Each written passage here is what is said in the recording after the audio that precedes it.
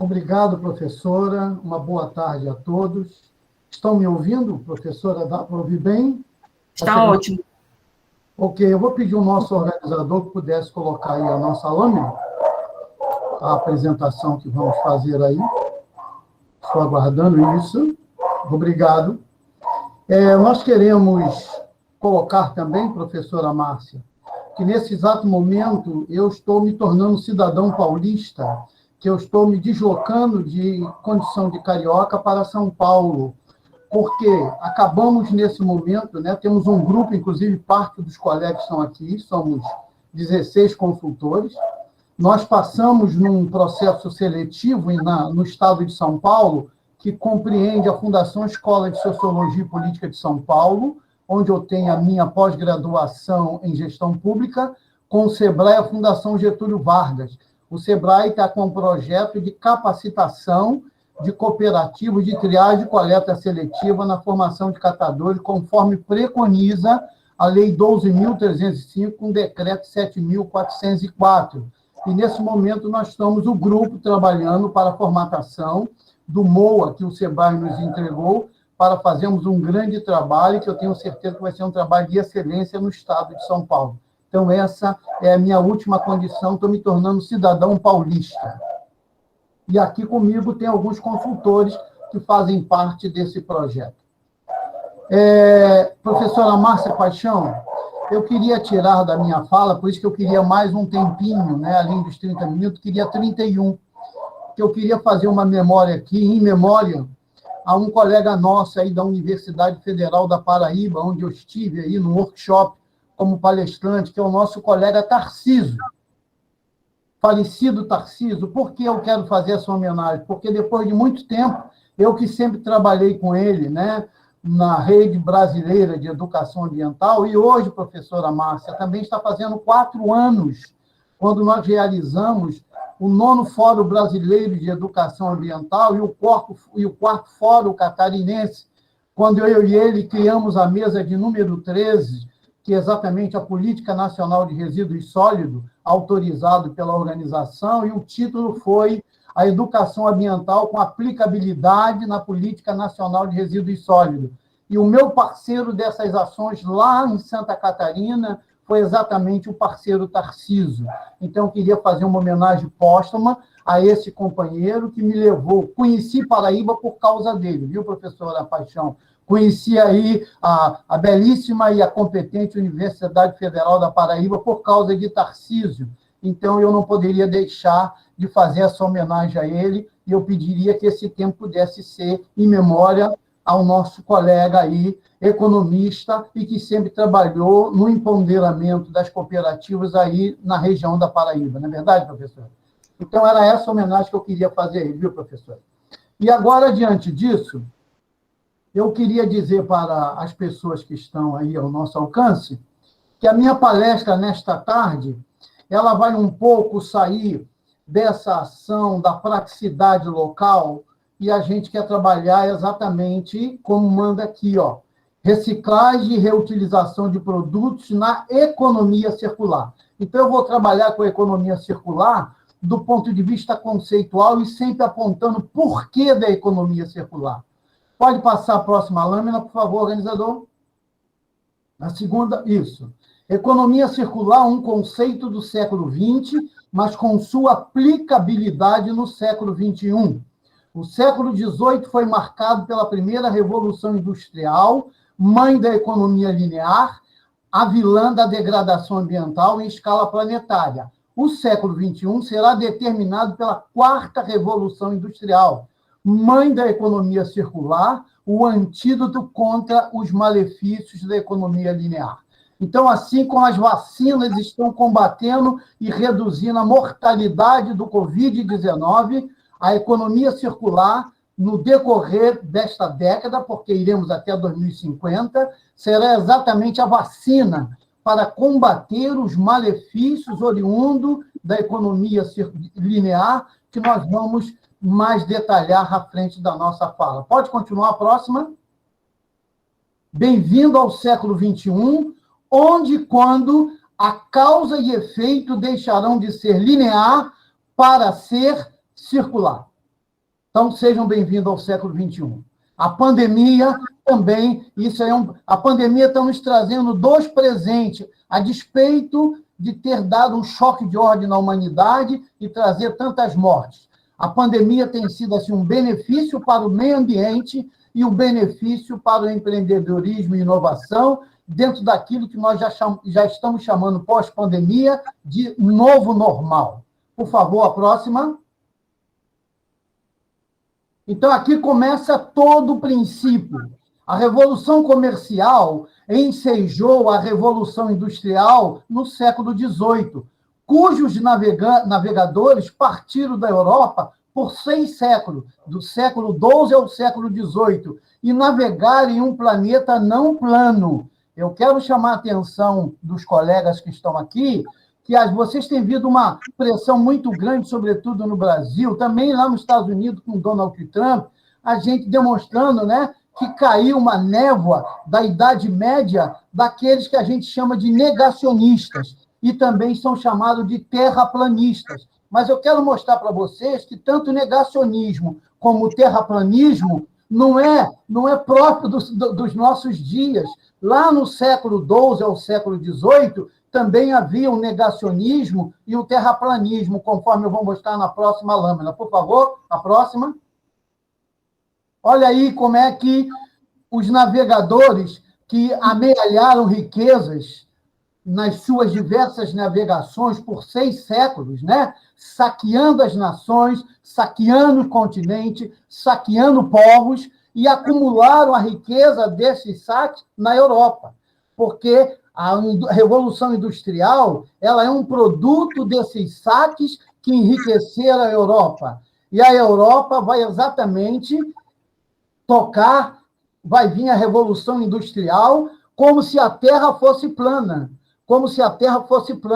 razão pela qual criou-se a economia linear. A concepção de economia linear só é possível ser entendida, justificada, a partir de um terraplanismo, como eu vou mostrar no próximo gráfico aqui, para justificar o que eu estou falando. Então, essa capacidade marginal de criar essa situação da economia linear tinha embutido na cabeça daqueles que estavam na Europa, que receberam a riqueza saqueada das nações nos 6 séculos, num terraplanismo absurdo, conforme essa lâmina agora deixa bem claro. Por favor, a próxima.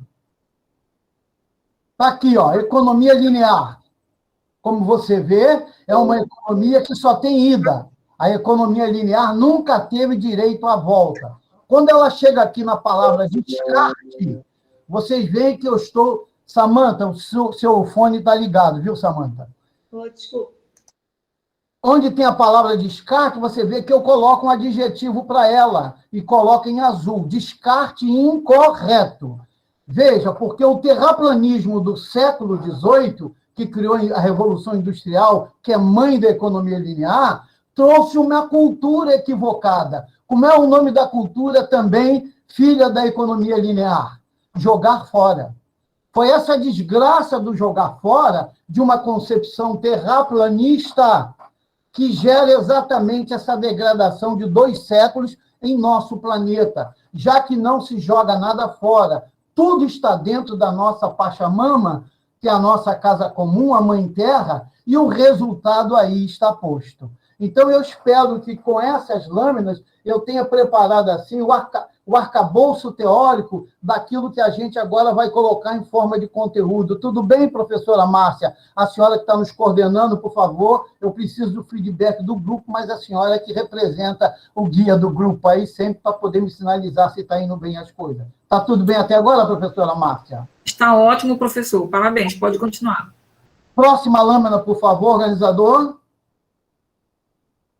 E aí, nós entramos no século XXI, numa nova realidade mundial, planetária. A vida econômica não deveria ser desconectada da realidade planetária, como veremos a seguir. Portanto, eu costumo dizer, economia linear é a salvação da humanidade. Economia linear não será a salvação do planeta, porque o planeta é resiliente, o planeta é flexível. Assim como ele exterminou os dinossauros, ele também não terá problema de exterminar, como disse a colega Samantha, o antrópico ser humano. Ele desfaz do ser humano. Ele desfez dos dinossauros, por que não vai desfazer dos seres humanos?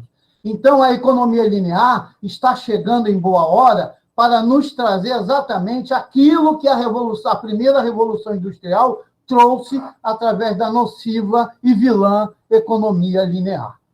E aqui está, então, a circularidade, como nós veremos mais na frente de forma mais detalhada. Continuando, por favor.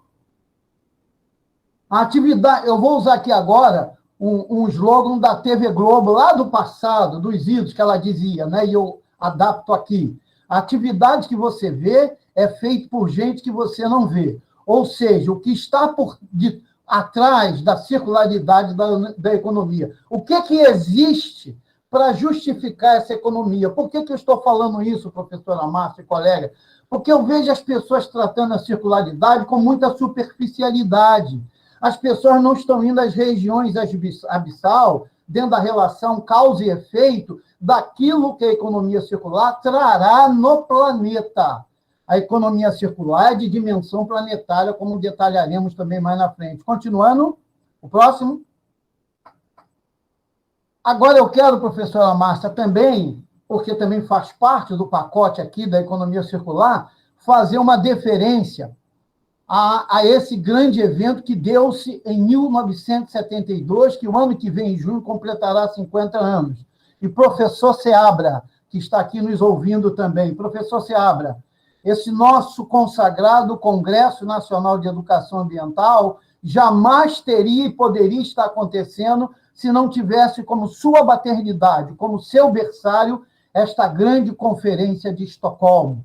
A Conferência de Estocolmo, ou Conferência das Nações Unidas sobre o Meio Ambiente Humano, ocorreu entre os dias 15 a 16 de junho de 72, na capital da Suécia. Esse foi o primeiro evento organizado pela Organização das Nações Unidas para discutir questões ambientais de maneira global. A Conferência de Estocolmo contou com representantes de 113 países, entre eles o Brasil aqui com Z e para nossa vergonha, como vocês verão, e de 400 organizações governamentais e não governamentais. Houve duas posições antagônicas nesta conferência, os países desenvolvidos que defendiam o preservacionismo e os países em desenvolvimento que alegavam a utilização dos recursos para poder exatamente manter a sua vida econômica. E vamos ver qual foi a posição do Brasil. A posição do Brasil, vocês verão agora, que parece que era o Ricardo Salles,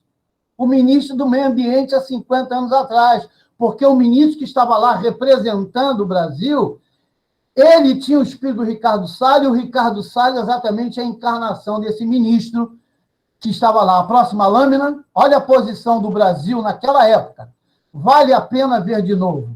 A Conferência de Estocolmo, antes de mais nada, teve como objetivo discutir as consequências da degradação do meio ambiente, como discutir as mudanças climáticas e a qualidade da água, olha que coisa, debater soluções para reduzir os desastres naturais, reduzir e encontrar soluções para a modificação da paisagem, elaborar as bases de desenvolvimento sustentável, limitar a utilização das pesticidas na agricultura, reduzir a quantidade de metais pesados lançados na natureza. Olhem que aqui não tem o item 7, que ainda não se tratava da questão da degradação pelos resíduos, viu, Samantha? Pode passar, por favor? A posição do Brasil. Ainda não, desculpa, temos esses princípios para tratar. Quais foram os princípios que nortearam e que criaram a Declaração sobre o Meio Ambiente Humano? Foram 9 princípios essenciais. Primeiro dele, descarte correto das substâncias tóxicas, apoio à luta contra a poluição, preservação à poluição em mares, utilização legítima do mar, garantia do ambiente seguro para assegurar a melhoria da qualidade de vida, assistência financeira e transferência de tecnologia para os países em desenvolvimento, melhoria das políticas adequadas dos Estados-membros da ONU, gestão racional dos recursos naturais em benefício de toda a população, investimento em educação e pesquisa, eliminação completa das armas de destruição em massa, como bombas nucleares. Pode passar? E o Brasil? Veja, professora Márcia, a nossa vergonha 50 anos atrás, que não se repete agora neste governo, já se repetia 50 anos atrás. A participação do Brasil na Conferência de Estocolmo. O Brasil, que estava em pleno milagre econômico, portanto, na ditadura militar, defendeu o uso dos recursos naturais a qualquer custo. Parece Ricardo Salles, é ou não é? E esse atual governo, sem se importar com a preservação ambiental. Veja o que o ministro-chefe da delegação falou. O ministro Costa e Cavalcante, ministro do Interior e chefe da delegação brasileira, durante o evento, declarou desenvolver primeiro e pagar os custos da poluição mais tarde. Que vergonha. Que vergonha. Há 50 anos, viu, professor Giovanni? Está aí pautado o que efetivamente hoje consagrou, como antídoto, no contraponto, o Congresso Nacional de Educação Ambiental. Pode passar? A importância dessa conferência, o que a conferência nos legou, que cabe a gente aqui, honrosamente, dignificar e ressaltar. Os 4 pontos dessa conferência, professora Márcia.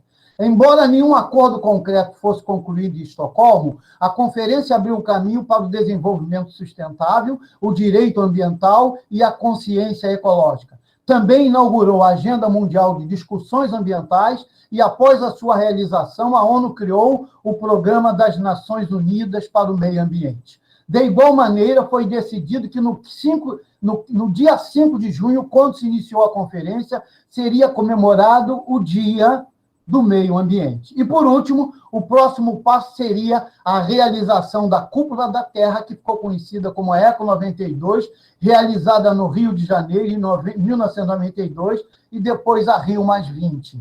Graças à Eco 92, que nos legou um documento, entre outros, chamado Carta, né? Carta 21, né? No capítulo 21, foi onde eu iniciei todo o meu trabalho com resíduos sólidos, porque o capítulo 21 trata exatamente de resíduos sólidos até 2010, que foi criado efetivamente a Política Nacional de Resíduos Sólidos, como vou tratar mais na frente. Pode passar? E agora vamos entrar exatamente no elemento que é a razão de ser desta palestra. Economia circular. Um conceito do século XX, mas com sua aplicabilidade no século XXI. Origens do conceito da economia circular. Gostaria que os senhores procurassem entender a relação causa e efeito, mas a gênese. O que é a economia circular? O que é ela? Qual é o DNA da economia circular? A noção de circularidade tem profundas origens históricas e filosóficas. A ideia de feedback, de ciclo em sistemas do mundo real, é antiga e tem eco em várias escolas de filosofia. Ela teve um renascimento nos países industrializados após a Segunda Guerra Mundial, quando o advento dos estudos baseados em sistemas de computadores não lineares revelaram inequivocamente a natureza complexa, interrelacionada e, portanto, imprevisível do mundo em que vivemos, mais semelhante a um metabolismo do que a uma máquina. Então, repare que o DNA da economia circular, ela trabalha com a questão metabólica, ela trabalha a partir da concepção da ideia do metabolismo. Continuando, por favor. Próximo. Economia circular, o seu conceito como um guarda-chuva. Eu vou usar aqui agora um pensamento que eu adoro, gosto muito desse colega, doutor Rogel Martins Barbosa, que é doutor em Direito dos Resíduos, especialista em Política e Estratégia, do Direito Ambiental, Educação e Ética. Veja o que fala o colega Rogel, que eu adorei e tomei para mim esse pensamento acadêmico dele. Economia circular, vejo como um conceito guarda-chuva que foi abraçando diversas teorias, coloquei em vermelhos, ressaltei, e as reunindo sob um único título. As teorias que seriam reunidas nesse século, sob o título Economia Linear, começaram a surgir na década de 70 do século passado, ou seja, o século XX, junto com a terceira Revolução Industrial. Rogel Martins. Eu quero chamar a atenção de vocês aqui, está em verde, professora Márcia, que a grande tristeza e frustração que eu tenho, doutora Márcia, é que quando surgiu a convenção lá de 72, imagine se essa teoria da economia circular, com uma das suas linhas, tivesse participado da Conferência Nacional, da Conferência Mundial. Hoje, nós teríamos, com valor agregado, a circularidade da economia dentro desse evento de 72. Mas, não obstante a circularidade ter começado com Starrell no início de 70, mas ele só chegou 7 anos depois que aconteceu o evento de 72. Então, não aconteceu e ficamos defasados. Então, a economia circular ela vai ganhar corpo na linha do tempo, mas pós a Convenção de 78. E o meu sonho sonhado deveria ser na Convenção de 72, porque aí nós teríamos um valor agregado que hoje não estaríamos aqui com tanta dificuldade com essas críticas profundas e complexas que a colega Samantha acabou de traçar aqui com régua e compasso. Quais são as escolas que compõem, como diz aqui o nosso colega Rogel, a economia circular? Escolas do pensamento da economia circular. Além da sua teoria, ela é composta por um agregado de escolas acadêmicas e teóricas que nós precisamos conhecer cada uma delas, e eu convido vocês a conhecer essas escolas. O modelo da economia circular sintetiza várias escolas importantes de pensamento. Eles incluem a economia de serviço funcional, que é a economia do desempenho, com Walter Starrell. Foi essa economia do desempenho que surgiu 7 anos depois da Conferência de Estocolmo. Aí eu digo assim, puxa, por que ela não surgiu em 72 para fazer parte da Conferência de Estocolmo? E Estocolmo sairia na frente com um grande agregado, que era exatamente a economia de desempenho do Walter Starrell, que é um dos pilares que compõe a economia circular. Depois vem as demais economias, que é da escolas, que é da filosofia do design, que é o chamado design do berço ao berço. Eu quero dizer para vocês que, enquanto a economia linear ela preconiza do berço ao túmulo, a economia circular preconiza do berço ao berço. Por isso ela é circular. Depois nós temos uma outra escola, da biomimética, articulada por Janine Benes. Essa aqui eu botei em verde, que será o ressalto do fechamento da minha palestra nesta tarde. Depois vem a ecologia industrial, depois vem o capitalismo natural e, por último, dentro dessas escolas, a abordagem do sistema da economia azul. Então, como vocês estão vendo, quando a gente fala economia circular, a economia circular é o arcabouço, a economia circular é o corpo, mas os organismos, os órgãos desse corpo, estão aqui, nesses 6 elementos. Então, é necessário que nós conheçamos cada um desses órgãos, porque eles funcionam integradamente, desenvolvendo a economia circular. Não existe economia circular destituída, divorciada e dessintonizada de cada uma dessas escolas. Por favor, a próxima lâmina. Professora Márcia, está bom a minha fala? Estou correndo. Como é que está, professora Márcia? Está ótimo, professor, e para o final nós temos ainda 12 minutos. Está dentro da ideia, já estou...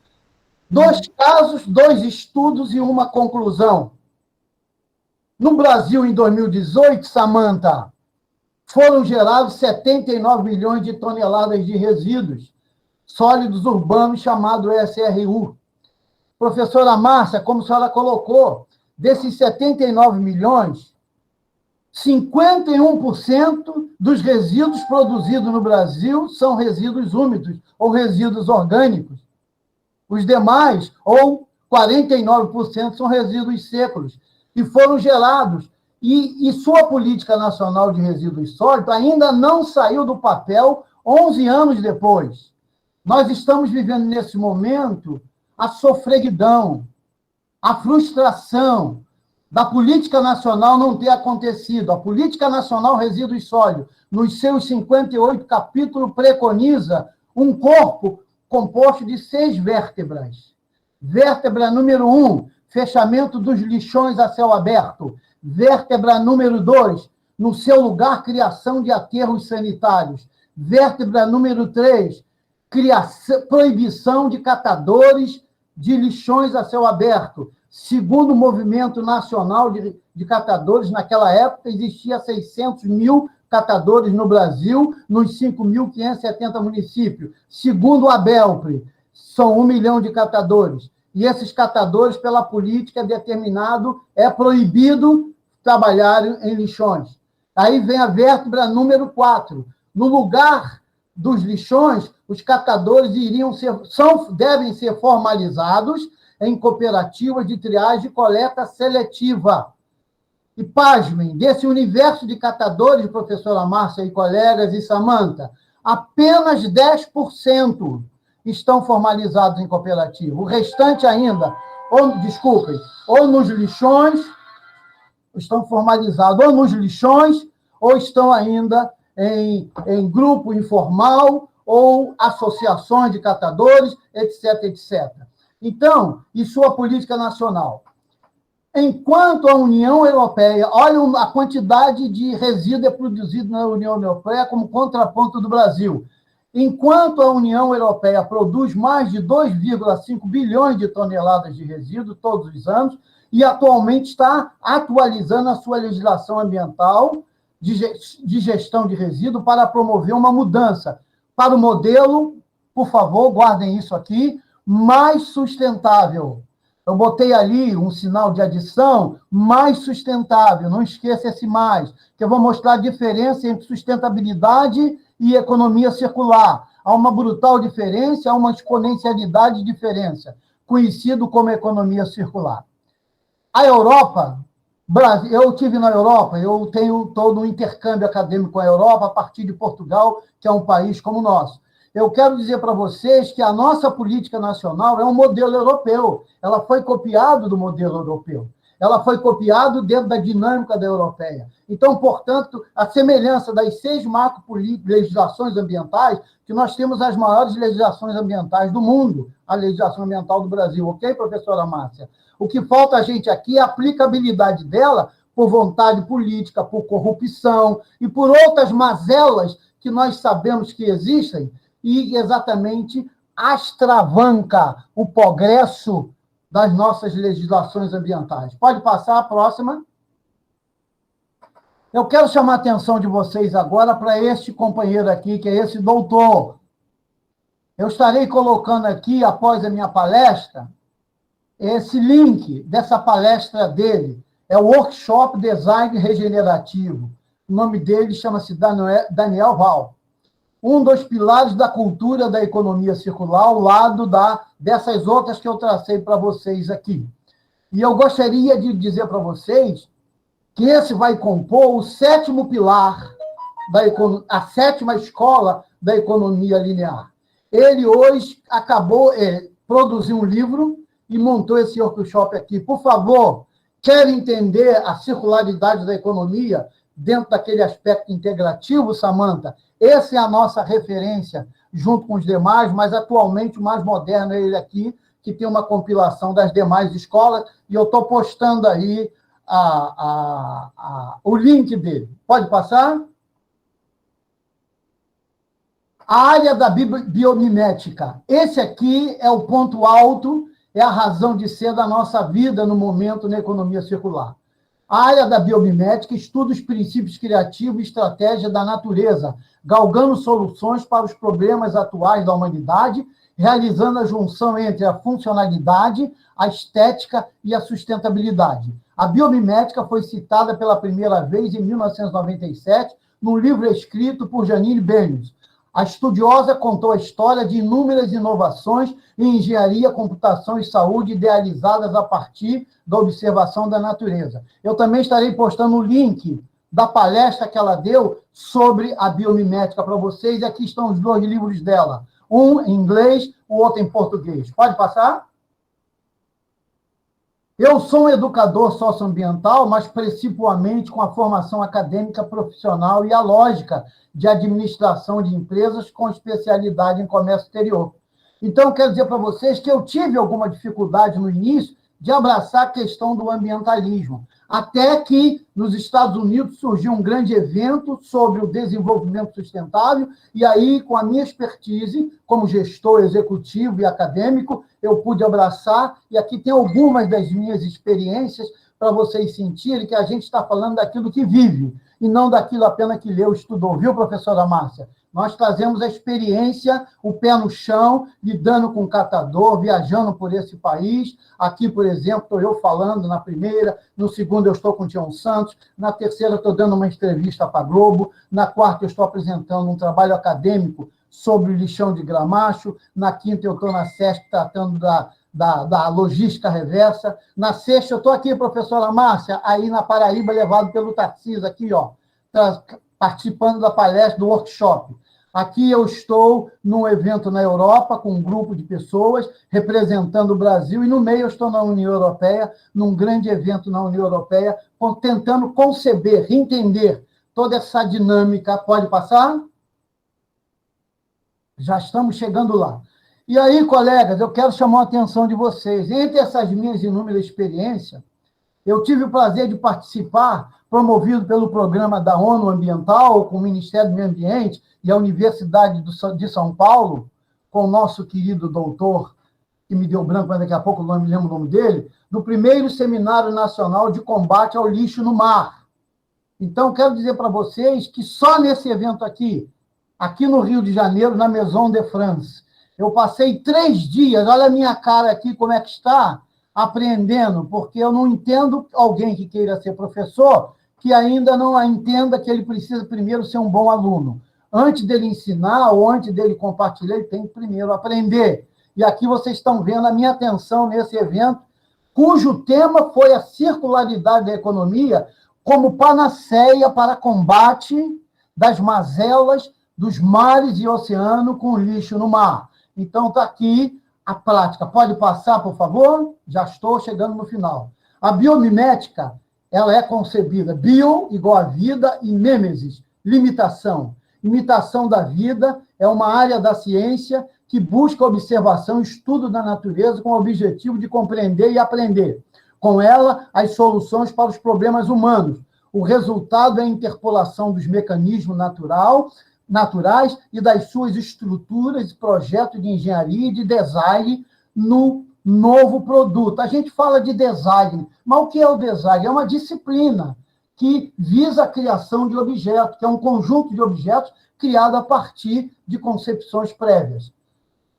Biomimética e a resposta está na natureza. Olha o que a biomimética já produziu no planeta e você não sabe. Vou trazer novidade já encerrando, professora Márcia.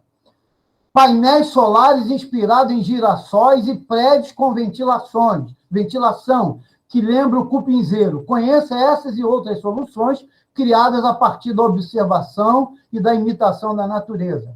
Você sabia que as lâmpadas LED, que são bem mais econômicas do que as comuns, foram inspiradas na radiação da luz dos vagalumes? Poucas pessoas sabem que foram os vagalumes que inspiraram para a criação em escala planetária as lâmpadas LED. Terceiro, e que pequenos painéis coletores de energia solar imitam girassóis no método de captação de luz. Essas e outras invenções foram realizadas graças à biomimética, ciência baseada em inspiração da natureza. Olha só agora, de grande porte, pode passar. Olha aqui, ó. Olha o que a biomimética fez.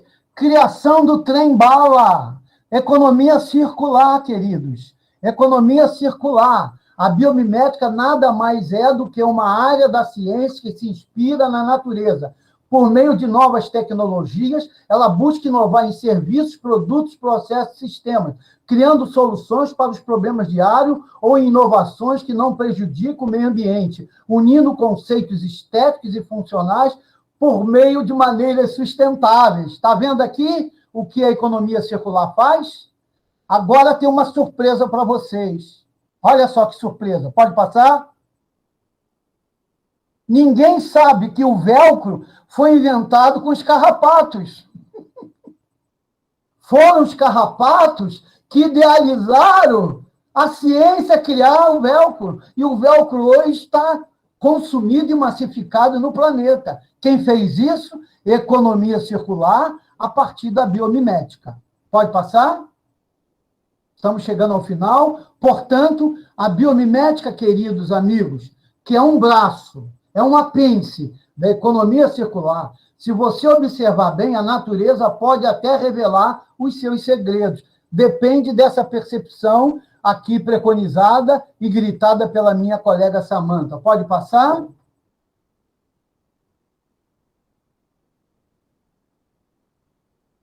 Pode passar? Ah, não, volta. Desculpa. É o ponto alto meu, terminando, né? Porque por que esta detalhada apresentação? Porque sem a economia circular, a humanidade não tem salvação planetária. E qual país vai melhor representar a partir desta década, que é a década, né, das mudanças climáticas até 2050, em forma de laboratório e aplicabilidade à economia circular? E eu ressalto, sem sombra de dúvida, é a China. E essa passagem aqui, escrita por esse professor e pesquisador, ele diz aqui no primeiro parágrafo que a China hoje é que mais consome recursos da natureza. E a China também é que mais produz resíduos. Mas, pasme, graças à economia circular que adentrou a vida da China, 1 bilhão, quase 500 milhões de habitantes, ela também está apresentando e já começa a apresentar as melhores soluções para resolver os seus problemas de resíduo. E aqui embaixo ele diz aqui, olha que coisa interessante.